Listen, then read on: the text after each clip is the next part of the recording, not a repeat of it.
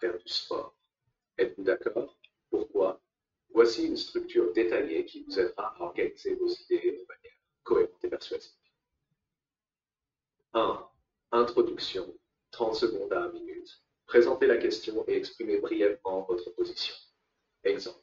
Le débat sur l'obligation de faire du sport pour les enfants est un sujet d'actualité, surtout dans un contexte où le mode de vie sédentaire devient de plus en plus courant. Personnellement, je pense que bien que l'activité physique soit essentielle pour le développement des enfants, imposer cette activité peut présenter des avantages et des inconvénients.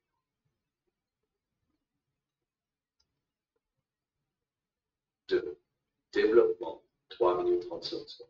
Organisez le développement de votre réponse en abordant des arguments pour et contre l'obligation de faire du sport. Premier argument, les avantages de l'obligation de faire du sport. Exemple, l'obligation de faire du sport présente plusieurs avantages importants. Premièrement, elle aide à combattre l'obésité infantile et les problèmes de santé associés, tels que les maladies cardiaques et le diabète. Deuxièmement, le sport contribue au développement de compétences sociales et de travail d'équipe, ce qui est essentiel pour la croissance personnelle des enfants. En outre, il peut aider à améliorer la concentration et la performance académique en fournissant une pause bénéfique par rapport aux activités scolaires. Deuxième argument, les inconvénients et les considérations. Exemple. Cependant, imposer le sport peut également avoir des inconvénients. Certains enfants peuvent ne pas aimer les activités physiques et se sentir contraints, ce qui peut nuire à leur motivation et à leur bien-être général. De plus, une pression excessive pour exceller dans le sport peut engendrer du stress et affecter négativement la confiance en soi des enfants.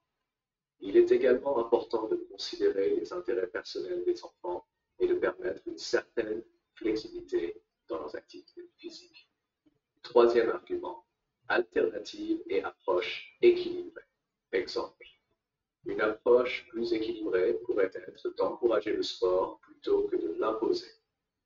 Les parents et les éducateurs peuvent aider les enfants à découvrir diverses activités physiques et les encourager à choisir celles qu'ils trouvent intéressantes. Cela permet aux enfants de développer une passion pour le sport plutôt que de le voir comme une obligation.